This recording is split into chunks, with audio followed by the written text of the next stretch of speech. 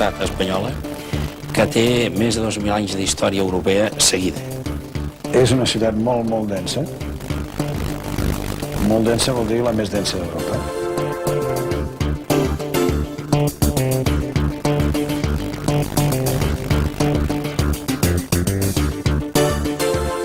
Havia sigut primer tota una colònia romana i després una extensió medieval que va arribar fins al límit exacte de les muralles, que no es van enderrocar fins al segle passat a través d'una revolució popular.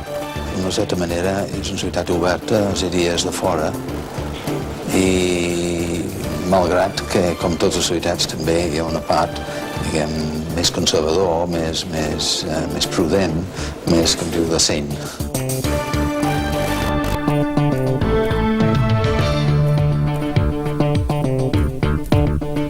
I think that a city, a society has to have a certain confidence when it has a strong architectural tradition.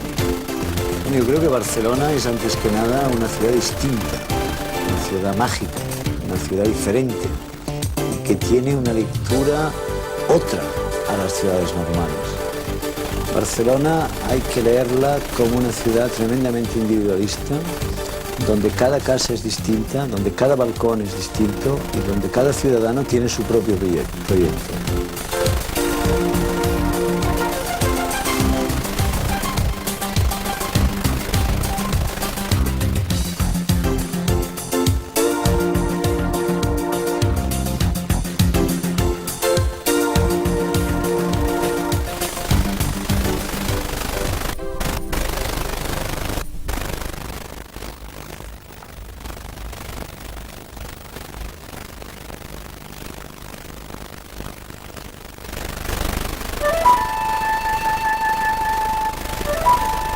Ciutat europea amb 2.000 anys d'història, metròpoli moderna d'extraordinària densitat i capital gòtica i modernista, Barcelona és una i moltes ciutats alhora. Totes les Barcelones del passat coexisteixen en la Barcelona d'avui. Les formes de Gaudí, els colors de Joan Miró i l'arquitectura medieval es barregen en una coexistència d'estils i de noms que no és pas casual, perquè Barcelona ha sabut des de sempre integrar l'art en el context urbà. I és que la passió per les formes, el gust per l'estètica, ha estat una de les característiques de la societat barcelonina de totes les èpoques. Però com són els barcelonins d'avui? Són més de 2 milions d'habitants en una zona urbana de només 60 quilòmetres quadrats.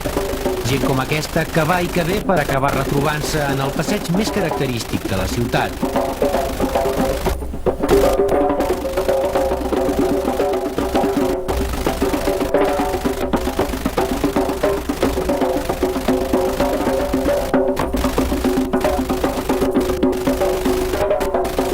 I és que hi ha poques ciutats al món que siguin capaces d'identificar-se d'una manera tan rotunda amb un punt concret de la seva geografia urbana com Barcelona ho fa amb la seva Rambla.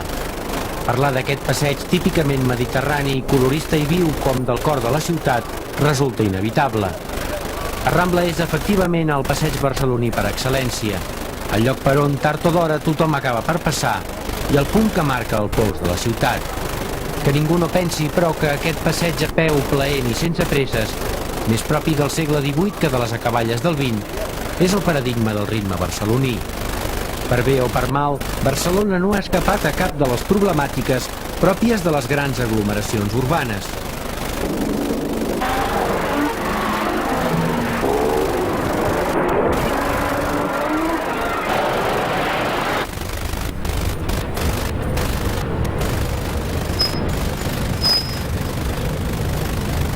Amenaçada de col·lapse circulatori, la ciutat ha trobat el millor mitjà de transport. Un de cada 4 barcelonins motoritzats circula en vehicle de 2 rodes i ja són més de 200.000 els que es mouen per la ciutat.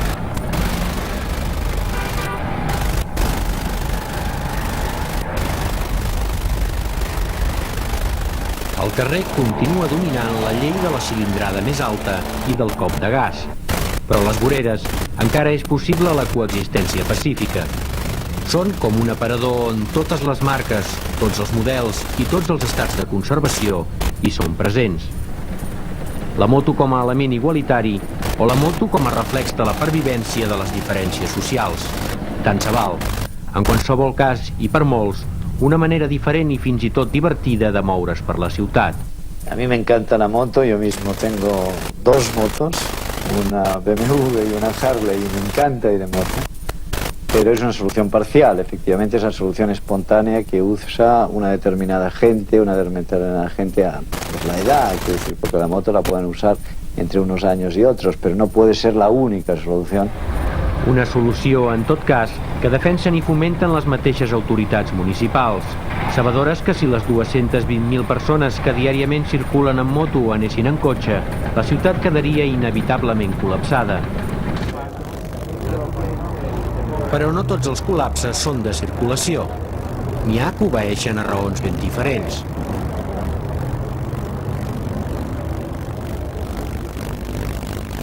Menjar és, per al barceloní, alguna cosa més que la manera de satisfer una necessitat. Al voltant de la taula s'estableixen relacions, es fan negocis i es tracten els afers més variats. I no importa si per fer-ho a vegades cal esperar-se. Al llarg del dia es menja sovint, força i tard, amb dinars que solen començar entre les 2 i les 3 de la tarda i sopars que s'inicien entre les 9 i les 10 del vespre, d'acord amb una tradició gastronòmica que de moment no han aconseguit trencar ni la irrupció de costums foranis ni l'enrenou de la vida moderna. Però al marge de la realitat social i de les exquisideses gastronòmiques, Barcelona és una ciutat que destaca sobretot per la riquesa arquitectònica del seu passat, i això els turistes ho saben prou bé. Els carrers, places, esglésies, palaus i cases que conformen l'anomenat barri gòtic acaparen una part substancial, potser la més gran, de l'encant que pugui tenir el conjunt de la ciutat. I és que encara que en línies generals la Catalunya medieval és coneguda pel seu romànic, la capital, Barcelona, és essencialment una ciutat gòtica.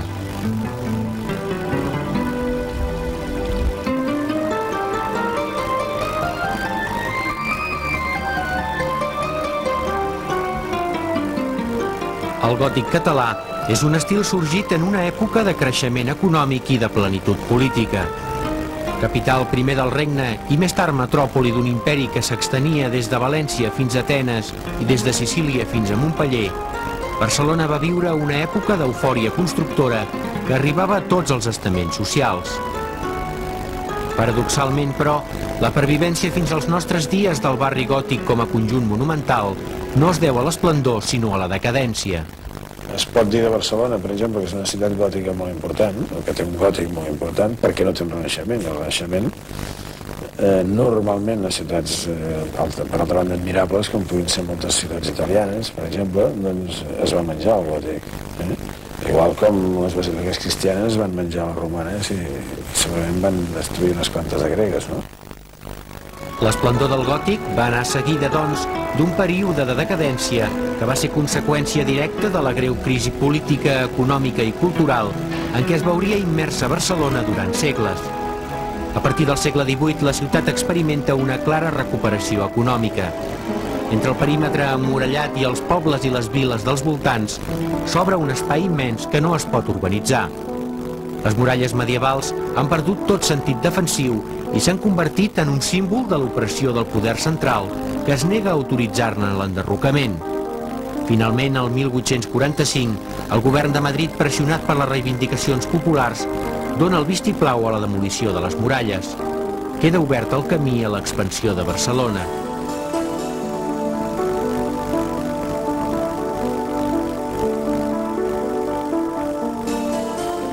Cal reglamentar el nou espai i el 1859 s'aprova el pla urbanístic ideat per Ildefons Cerdà, que hauria de ser transcendental per al futur de la ciutat. Barcelona té l'avantatge extraordinari que va tenir en la seva època, ja al segle passat, aquest urbanista genial que va ser Cerdà, Ildefons Cerdà, que ens va posar una ciutat possible per progressar, és a dir, que encara avui és una ciutat modèlica i ho seria encara més si hagués seguit exactament els plans de Cerdà. Tot i que l'especulació i els interessos particulars van aconseguir retallar-lo en molts aspectes, El Pla Cerdà, basat en la construcció d'illes de cases de perímetre i forma idèntics, constitueix un exemple admirable de planificació urbanística, gràcies al qual la ciutat ha patit en menor grau els problemes propis de les grans urbs. A més, l'Eixample, la zona afectada pel Pla de Cerdà, és el marc on es desenvolupa l'altre gran fenomen arquitectònic barceloní, el modernisme.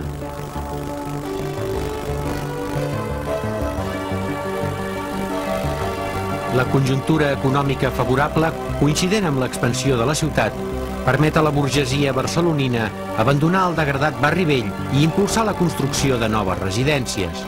La burgesia catalana es va sentir molt moderna, molt jove, molt emprenedora i va apostar per aquests arquitectes tan agosarats que en aquell moment realment espantaven a les bones consciències moderades de la resta d'Espanya. Per tant, el modernisme no tan sols es pot jutjar a Catalunya com un conjunt d'obres en si molt valioses, sinó com una identificació de la renaixença de l'esperit nacional. El modernisme és un estil que s'adiu perfectament amb el caràcter individualista del ciutadà de Barcelona i amb la seva passió per les formes. És un estil que pretén aconseguir la creació d'una arquitectura total en què s'integrin la resta de les belles arts i on el color té per primer cop en segles un paper destacat.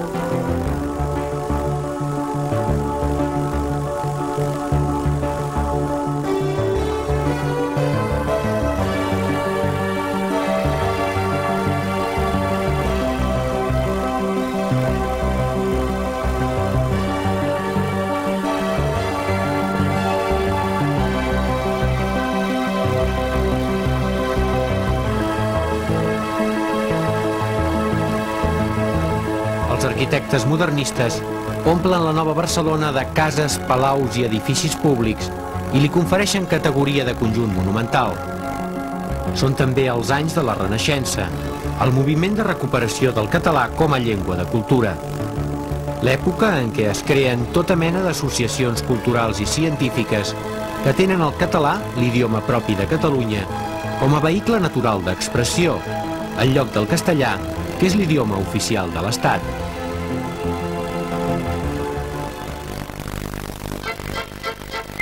L'expressió més visible de la prosperitat econòmica catalana de finals del segle XIX va ser l'Exposició Universal de 1888.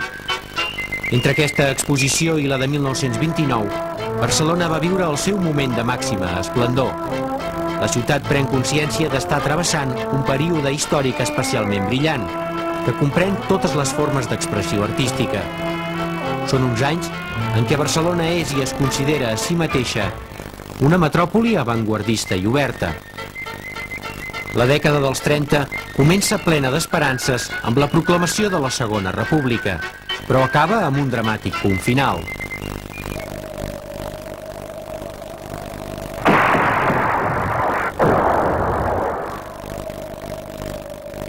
Entre 1936 i 1939, Espanya viu una terrible guerra civil.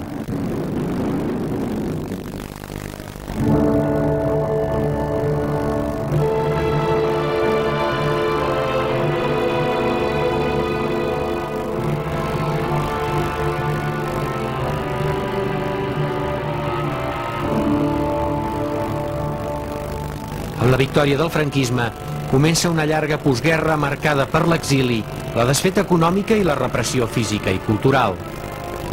A Catalunya se suprimeixen els òrgans de poder autonòmic i als catalans se'ls prohibeix la seva llengua. El franquismo fue una época espantosa, una época horrorosa, fue una época siniestra para nuestro país. En Europa la gente no se hace cargo hasta qué punto el franquismo nos hizo daño y fue un lapsus de tiempo negro, absurdo, inexistente. En la dècada dels 60 comença la recuperació econòmica. És l'època de l'arribada massiva de migrants procedents d'altres zones de l'Estat. Conseqüentment, hi ha un extraordinari increment demogràfic.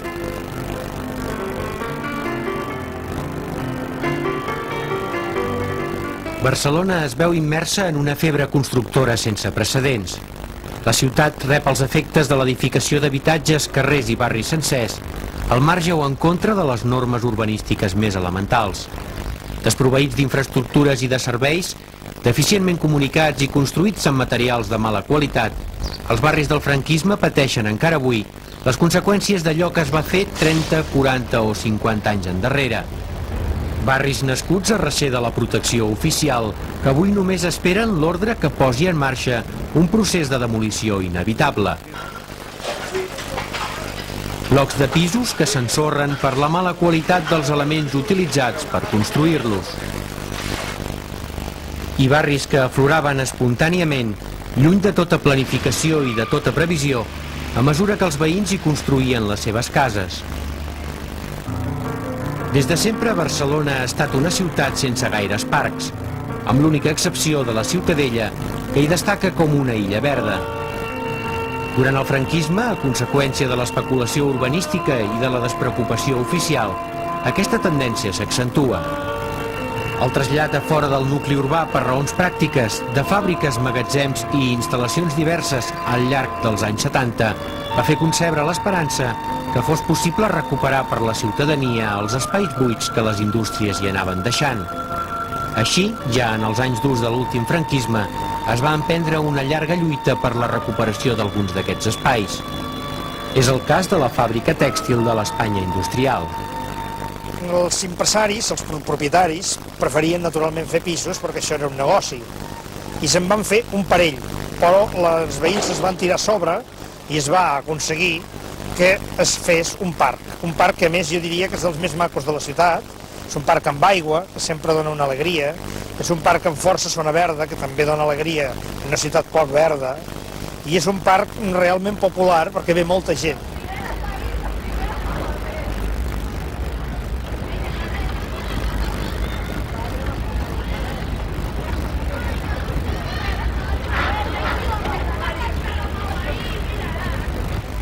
L'Espanya industrial és només un exemple, potser el més representatiu, d'una etapa de la història urbanística de Barcelona marcada per la recuperació i la reorientació d'espais.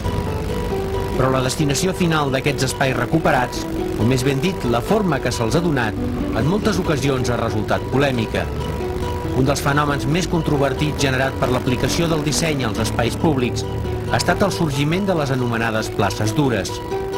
Les formes d'aquest nou estil de parcs i places, on la gespa i els arbres han estat substituïts per l'asfalt, la rajola i el maó, desperten l'apassionament dels barcelonins, que no acaben de compartir el gust per una estètica freda.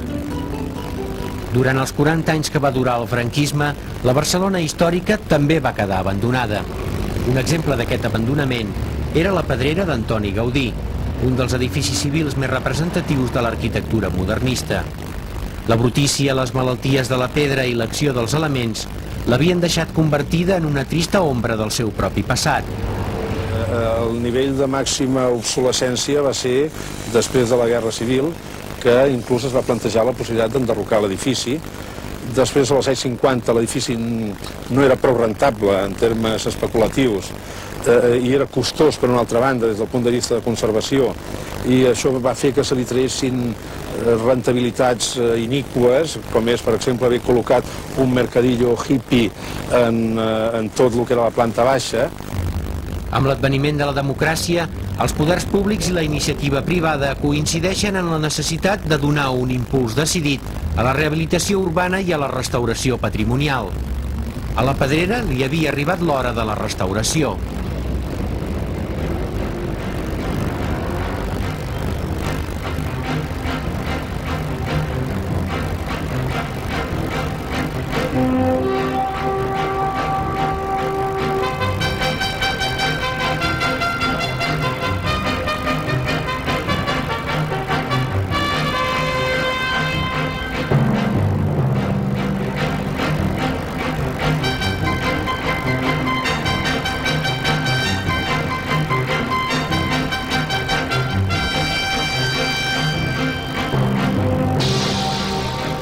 Quan actues en un edifici com la Pedrera, quan actues en un edifici que té una gran força en les seves propostes d'espais, de formes, jo crec que només hi ha una manera d'actuar i és amb el respecte a l'obra aquesta.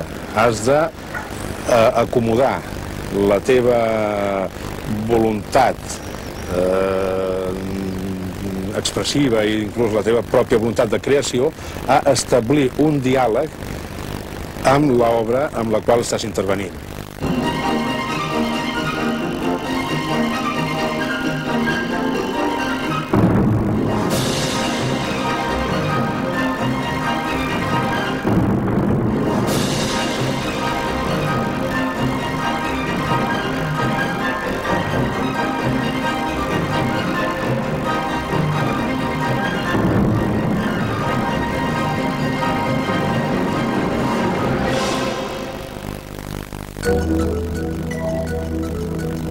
Miró, Picasso i Tàpies exposen als carrers de Barcelona. Des del terrat de la seva fundació, la simbologia d'Antoni Tàpies sorprèn el vianant amb una gran estructura de filferro. Inaugurada el juny de 1990, la Fundació Tàpies va venir a completar amb el Museu Picasso i la Fundació Miró el triangle d'institucions culturals barcelonines nascudes sota el mecenatge d'artistes universalment reconeguts.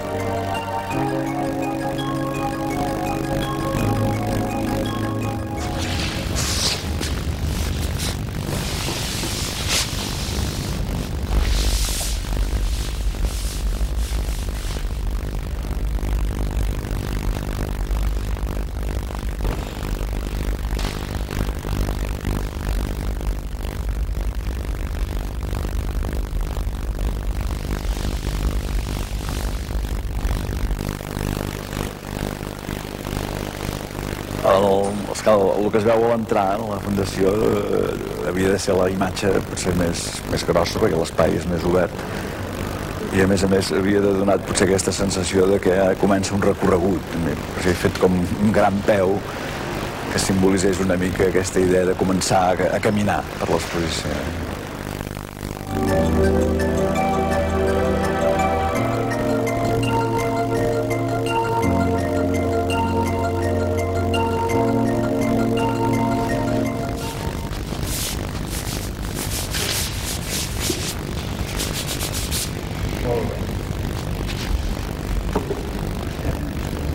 Pablo Ruiz Picasso no va tornar mai a Barcelona, però la seva obra sí.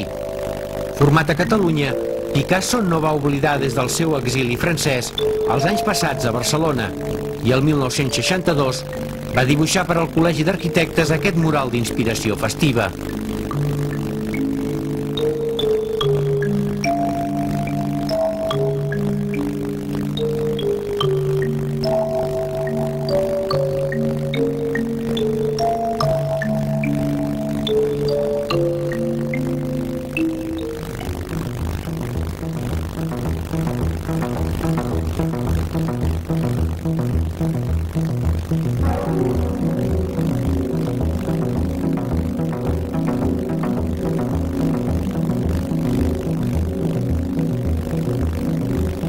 Dona i ocell de Joan Miró presideix el parc que du el nom del mateix artista. En molt pocs anys, aquesta escultura de 22 metres, construïda amb ciment recobert de ceràmica, s'ha convertit en un element destacat de la simbologia barcelonina.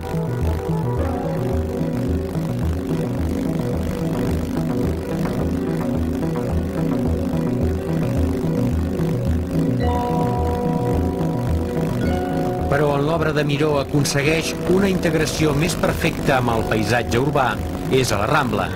Aquí, un dels seus mosaics es fon amb l'empedrat del mateix passeig.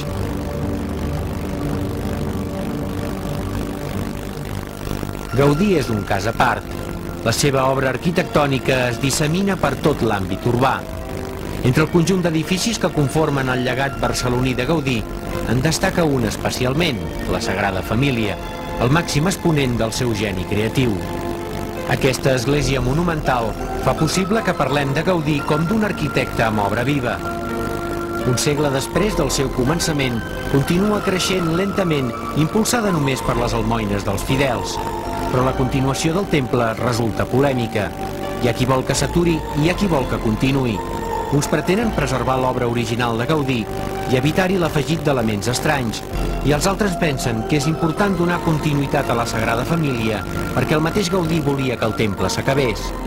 Crec que és absurd pensar que s'ha de deixar inacabat. El mateix Gaudí, si ho pot veure, vull dir, estaria molt trist de veure que la seva obra, que en fi, que hi tenia tanta il·lusió, fos inacabada i quedés com una ruïna. Des que se li va encarregar la creació de les escultures de la façana de la Passió, Josep Maria Subirachs ha traslladat el seu taller al temple, com si es tractés d'un d'aquells artistes del Renaixement que vivien a peu d'obra, i com d'altra banda ho va fer el mateix Gaudí, Subirachs treballa, menja i dorm a la Sagrada Família.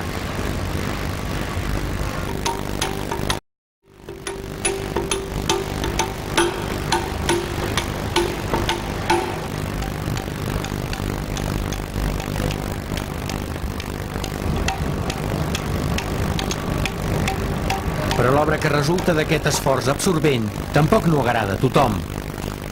Els detractors opinen que l'estil de Subirachs, cantellut i ple de superfícies planes, no s'adiu amb les característiques de l'original gaudinià, on la línia recta és l'excepció i les corbes, la norma. Un cop més, és la passió per les formes.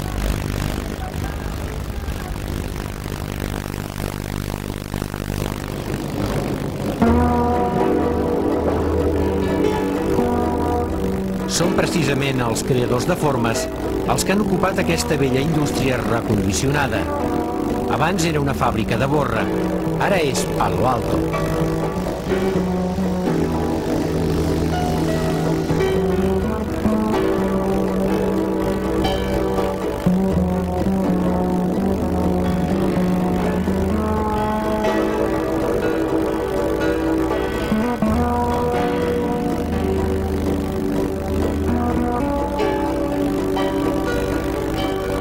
Un grup d'artistes d'avantguarda hi han instal·lat els estudis i tallers, atrets per l'amplitud de l'espai, l'aïllament i la llum que el local els ofereix. Són fotògrafs, pintors, escultors i, sobretot, dissenyadors. Un dels impulsors de Palo Alto, el primer que s'hi va instal·lar, és Pierre Roca. La gent els encantaria que els expliqués aventures. Que els digués que això va ser fruit de 5 anys de plans i de projecte que finalment vaig aconseguir-ho i que em va assessorar un de Nova York. No ha sigut així. Ha sigut molt més espontani, molt més normal. Jo penso que s'ha de desdramatitzar tota la cosa del disseny. Quan un senyor dissenya un bar està fent un negoci de vendre Coca-Coles, punto. Més maco, més lleig. Ha arribat a uns extrems que sembla que s'estiguin construint temples.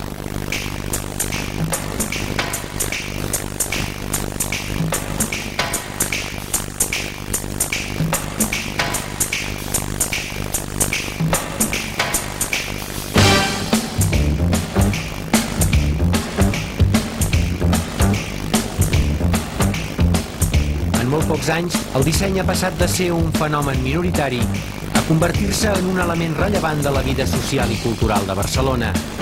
La coincidència entre el disseny i la classe social nascuda per apreciar-lo contribueix al sorgiment d'uns espais típicament barcelonins, els anomenats bars de disseny.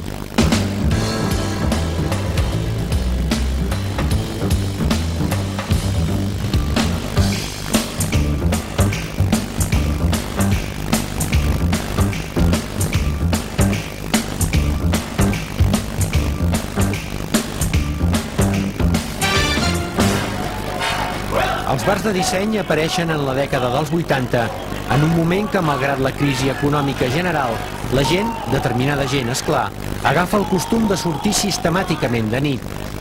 Són bars per mirar i per ser vistos, que serveixen també, o sobretot, per marcar diferències. Locals que han sabut connectar amb una determinada sensibilitat cultural i social present a la ciutat. L'organització de la 25e Olympiade. En els últims 6 anys, Barcelona ha experimentat més canvis que en els 50 anteriors. La història de molts d'aquests canvis comença un 17 d'octubre a Lausanne. A la ville de Barcelona.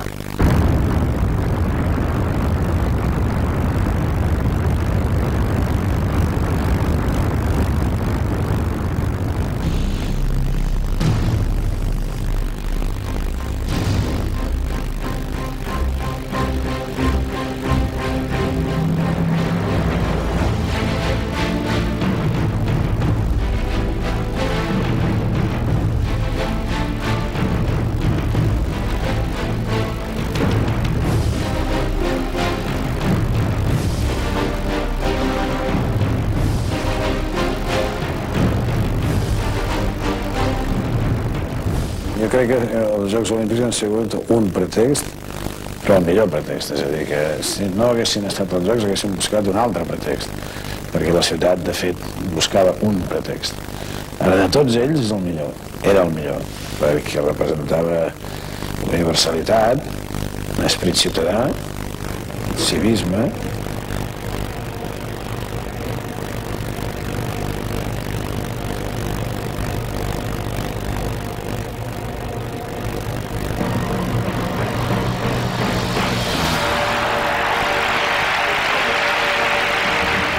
La celebració dels 25è Jocs Olímpics de l'era moderna a Barcelona durant l'estiu de 1992 va obrir grans possibilitats a la transformació de la ciutat. Es van construir moltes de les infraestructures esportives, socials i de comunicació que faltaven.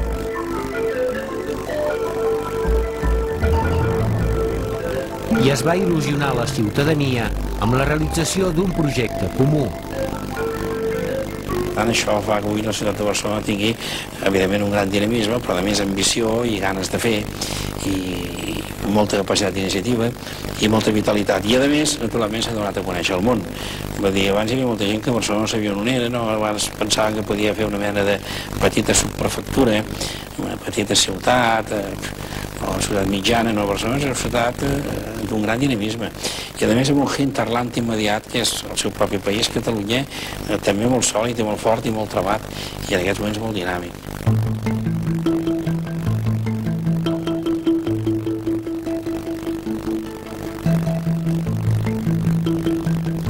L'anella olímpica de Montjuïc es va estructurar al voltant de 3 edificis principals.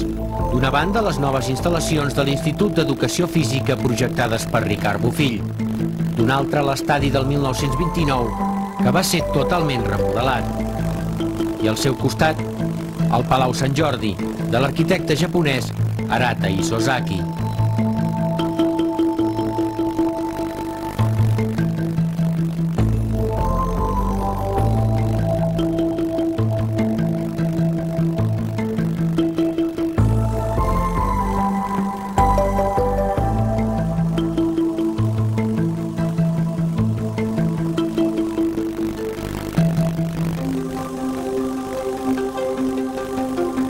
El Palau Sant Jordi, destinat a acollir tota mena de competicions esportives a cobert, a més de concerts, reunions i actes culturals, és una obra de notables valors arquitectònics amb una estètica molt depurada. Senzill i alhora elegant, és l'edifici que més agrada de tots els que recentment s'han fet a la ciutat.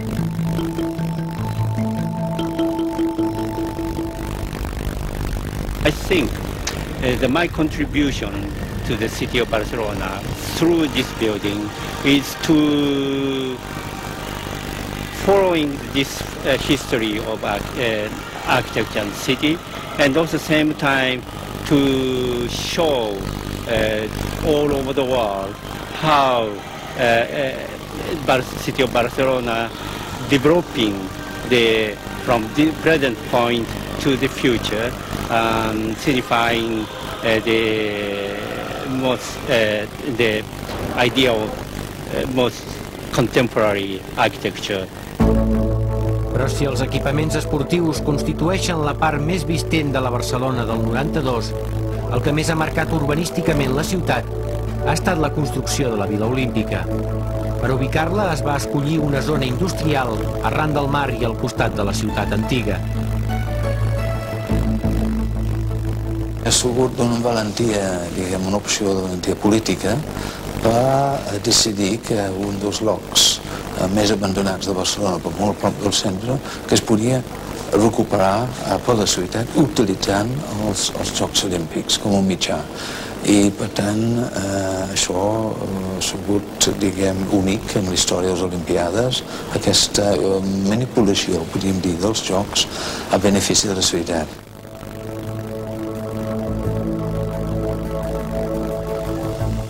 Es va voler que la Vila Olímpica fos un barri integrat a la resta de Barcelona, un barri marítim que prolongués la ciutat en lloc de convertir-se en un nucli autònom.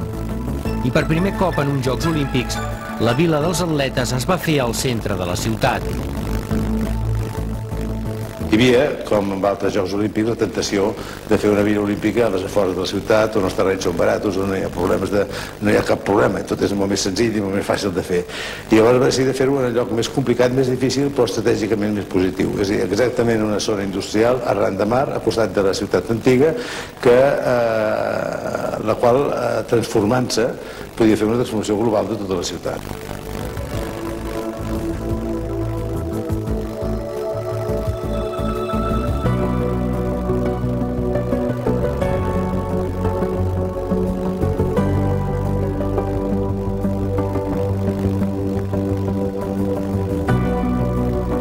La construcció de la Vila Olímpica va permetre, a més, la recuperació d'una part considerable de la façana marítima de Barcelona, una ciutat que durant anys havia viscut d'esquena al mar.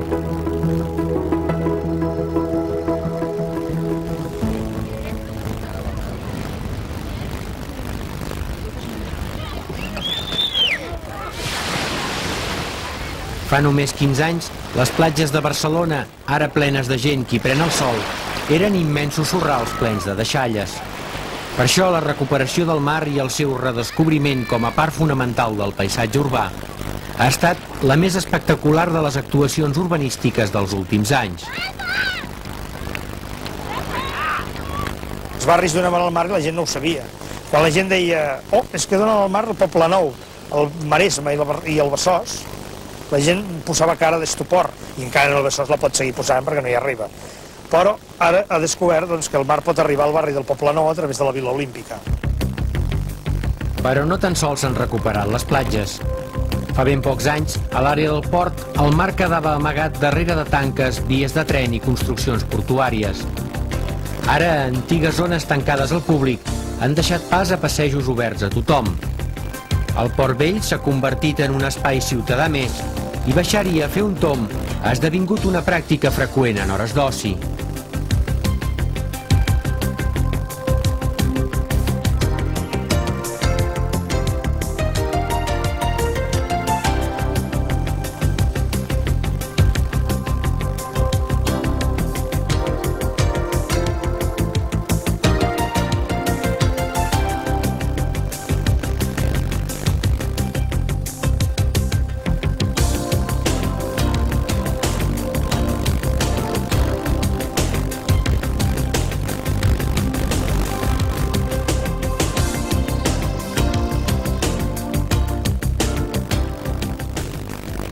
Però amb tot, alguna cosa s'ha perdut. Els restaurants de la platja de la Barceloneta, instal·lacions nascudes com a provisionals a començaments de segle, però com al pas del temps s'havien convertit en definitives, eren un dels racons més populars de la ciutat. Construïts a la mateixa platja, sobre la sorra i de cara al mar, aquest conjunt d'antics berenadors de fusta conformaven un carrer de justa fama gastronòmica, conegut no tan sols pels barcelonins, sinó també per molts visitants estrangers que l'incloïen en el seu itinerari turístic.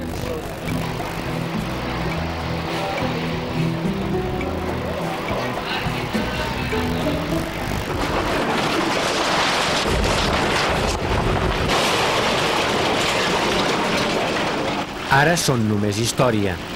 Les noves lleis de protecció de la costa, les mateixes que han permès recuperar algunes platges, n'han significat la fi. La sorra ha tornat a ocupar l'espai que era seu i la ciutat ha perdut un tros de si mateixa. Només el temps dirà si ha estat un preu massa alt.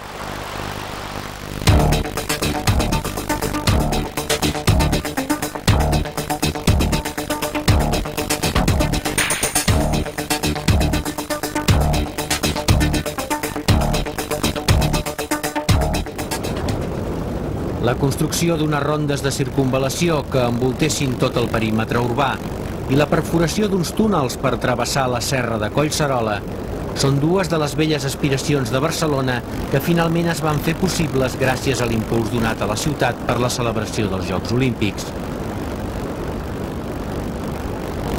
Una altra va ser la remodelació de l'antic aeroport. El projecte dirigit per Ricard Bofill ha permès augmentar l'espai disponible i racionalitzar-ne l'ús, però a més ha suposat un canvi d'orientació significatiu en la seva estètica. És un aeroport i això vol dir funcionalitat i adequació al servei que presta. Però és també, i molt especialment, la resultant artística d'un esforç creatiu. Bofill va voler que fos un edifici vell. Per això va cuidar molt la decoració interior, amb la inclusió d'elements tan poc usuals com el marbre rosa i blanc o les palmeres, que donen al conjunt una aparença gens rutinària. Però l'obra que marca un abans i un després en la relació comunicativa entre la ciutat i el món és la Torre de Collserola. Dissenyada per l'arquitecte britànic Norman Foster, les 13 plataformes de què consta es van construir originalment a nivell de terra i posteriorment es van aixecar fins a la seva ubicació definitiva. Visible a molta distància amb els seus 260 metres d'alçada, constitueix una referència ineludible des de qualsevol punt de Barcelona, un fet que el mateix Foster va tenir molt present a l'hora de dissenyar-la. I think it was really about the site, the mountain, the park, and the sensitivity of the site, because you can see it from many important parts of the city. So, how do you respond with something which is gentle and sensitive, but is also a unique statement, something that is special for Barcelona? Construïda en un dels turons de la serra que delimita Barcelona, l'obra de Foster no podia ser una torre de comunicacions més o el simple embolcall arquitectònic d'un equipament tecnològic sofisticat. Un altre cop també a la funcionalitat s'hi ha afegit l'estètica. I think that's why for us it's always had to work as the best possible communication tower for the people who commissioned it. But it also had to be the best piece of sculpture, the best statement, the best piece of architecture that we could do with an awareness of the importance to the community. Barcelona és la capital europea que més canvis ha experimentat en els últims anys. Nous barris, façana marítima, comunicacions... Les aportacions de Norman Foster, Ricard Bofill i Arata Isozaki són només un exemple de la capacitat d'atracció que Barcelona, la ciutat apassionada per les formes, exerceix sobre les primeres figures de l'arquitectura internacional.